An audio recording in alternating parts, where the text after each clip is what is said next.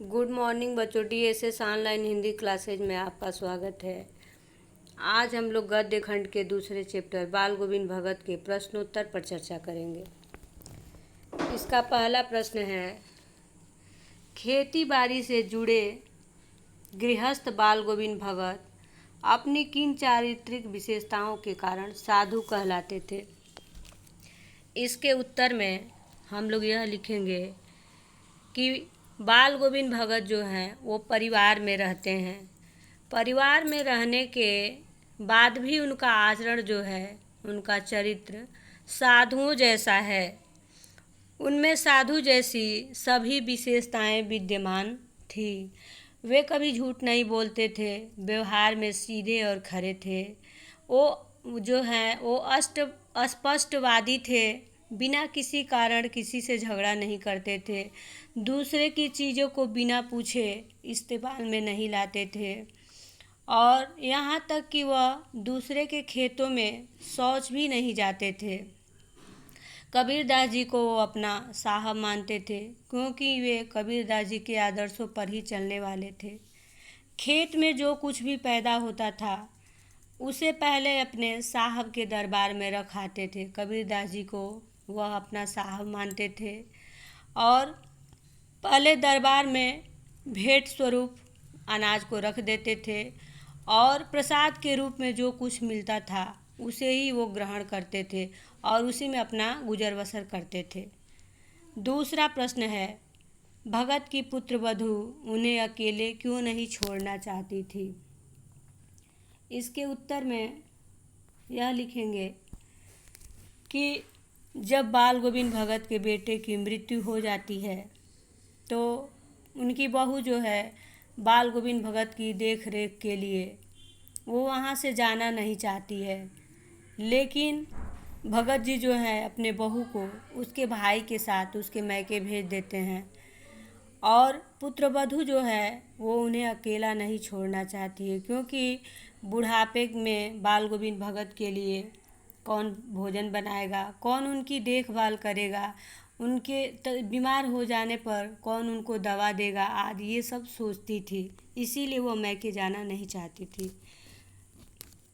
तीसरा प्रश्न है कि भगत ने अपने बेटे की मृत्यु पर अपनी भावनाएं किस तरह व्यक्त की? इसके उत्तर में यह लिखेंगे कि बाल गोविंद भगत का एक ही पुत्र था और वो जब मर जाता है तो भगत जी क्या करते हैं, उसको अपने आंगन में एक चटाई पर लिटा देते हैं, सफ़ेद कपड़े से उसको ढक देते हैं और ऊपर से उसके शरीर पर फूल और तुलसी की पत्तियां बिखेर देते हैं। सिरहाने पर एक दीपक जला देते हैं और उसके सामने बैठ कर के भगत जी अपने गीत गाते रहते हैं और वह गीत जो है बड़ी तल्लीनता के साथ गाते हैं। गीत गाते गाते हुए बीच में कहते हैं कि यह रोने का समय नहीं है, यह उत्सव मनाने का समय है। आज आत्मा परमात्मा से मिलने चली है, इसलिए बिरहनी अपने प्रेमी से जा मिली है। सबसे बड़ा आनंद का समय यह है, यह रोने का समय नहीं है। जबकि यह देख करके भगत जी का यह व्यवहार देख करके लोग कहते भी हैं, आपस में सोचते हैं कि कहीं भगत पागल तो नहीं हुए हैं, लेकिन भगत जी पर इन सब बातों का कोई प्रभाव नहीं पड़ता है। अगला प्रश्न है, भगत के व्यक्तित्व और उनकी वेशभूषा का अपने शब्दों में चित्र प्रस्तुत कीजिए। बाल गोविंद भगत जो हैं एक संत स्वभाव के व्यक्ति थे। जो भी उनको मिलता था उतने में ही वो संतोष करने वाले व्यक्ति थे। वे सामान्य कद के थे, न ज़्यादा बड़े थे और न ज़्यादा छोटे थे। उनकी उम्र लगभग 60 वर्ष से अधिक होगी। उनके बाल जो हैं सफ़ेद हो गए थे। वे ज़्यादा दाढ़ी और जटाएं तो नहीं रखते हैं, लेकिन उनके मुखमंडल पर सफ़ेद बालों के बीच उनका मुखमंडल जो है वो उसके मुखमंडल पे बहुत ही तेज़ दिखाई देता था और वह एक लंगोटी पहनते थे और ऊपर सिर पर एक कबीरपंथी टोपी जो है वो धारण करते थे। जाड़े के मौसम में जब जाड़ा ज़्यादा लगता था तो वह एक कंबल ओढ़ लेते थे और गले में तुलसी की बेडोल माला पहनते थे और माथे पर रामानंदी चंदन का टीका लगाते थे। यह सब बाल गोविंद भगत का वेशभूषा है, उनकी चारित्रिक विशेषताएं हैं। अगला प्रश्न है, बाल गोविंद भगत की दिनचर्या लोगों के अचरज का कारण क्यों थी? इसके उत्तर में यह लिखेंगे कि बाल गोविंद भगत अपने जीवन के अंतिम समय में धीरे धीरे बीमार रहने लगे।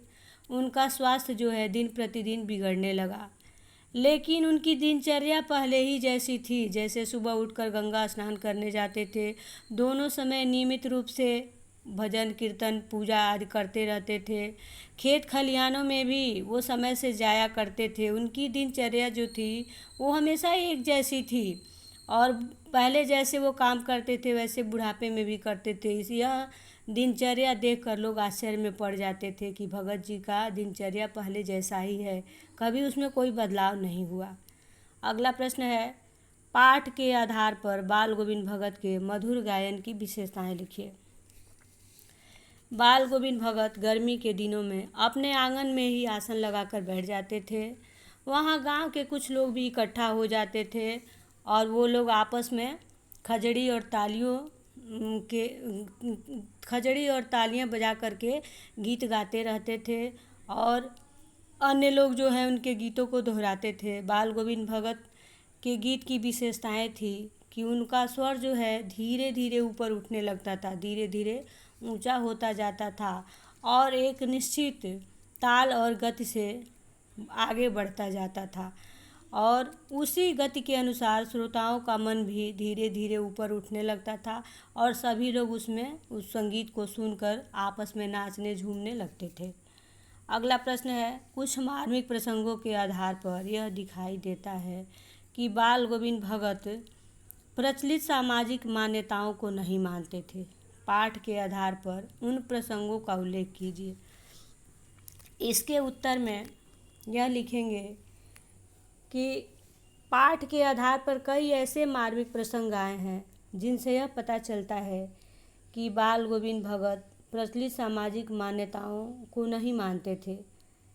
सबसे पहले तो उनका एक ही लड़का था। जब उसकी मृत्यु हो जाती है तो यह देखने को मिलता है कि वे बेटे की मौत पर शोक मनाने की अपेक्षा और प्रसन्न हो जाते हैं, गीत गा रहे हैं और अपनी पुत्रवधू को भी रोने से मना करते हैं। कहते हैं कि यह रोने की अपेक्षा उत्सव मनाने के लिए कहते हैं कि उत्सव मनाने का समय है। उनका मानना था कि आत्मा और परमात्मा के मिलन से तो अपार आनंद की अनुभूति होनी चाहिए, यह रोने का समय नहीं है। और उन्होंने अपने बेटे का क्रियाकर्म करते समय भी सामाजिक मान्यताओं को नहीं माना, क्योंकि वो अपने बेटे की मुखाग्नि अपने बहू के हाथों से दिलवाते हैं। और एक प्रसंग में उन्होंने अपनी पुत्रवधू के भाई को बुलाकर अपनी बहू का पुनर्विवाह करवाने का आदेश दे दिया। उन्होंने अपनी बहू को वैधव्य जीवन जीने के लिए विवश न करके दूसरी शादी करने को कहा। अगला प्रश्न है, धान की रोपाई के समय समूचे माहौल को भगत की स्वर लहरियाँ किस तरह चमत्कृत कर देती थी? उस माहौल का शब्द चित्र प्रस्तुत कीजिए।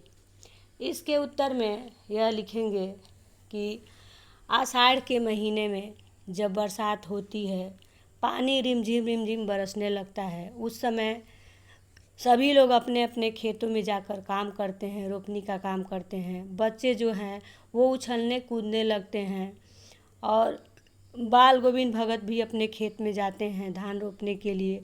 उनका शरीर जो है कीचड़ से लथपथ है और वो धान का एक एक पौधा अपनी उंगली से पकड़कर इस तरह से रोप रहे हैं कि वो अपने मधुर स्वर में संगीत की सीढ़ियों पर चढ़ाते हुए ऊंचा ले जाते हैं, जिसे सुनकर बच्चे जो हैं वो झूमने लगते हैं। और जो औरतें वहाँ धान रोपने के लिए आई हैं वो भी भगत जी के साथ साथ गुनगुनाने लगती हैं और भगत जी के संगीत का जादू ऐसा फैल जाता है कि हलवाहे भी अपने आप को रोक नहीं पाते हैं। उनका भी पैर जो है वो नाचने के लिए उठने लगता है और धान की रोपाई करने वालों की उंगलियां जो है संगीतमय गति से चलने लगती हैं और पूरा माहौल जो है आनंदित हो जाता है और उस आनंद के माहौल में सब लोग अपना अपना काम बड़े मन से कर रहे हैं।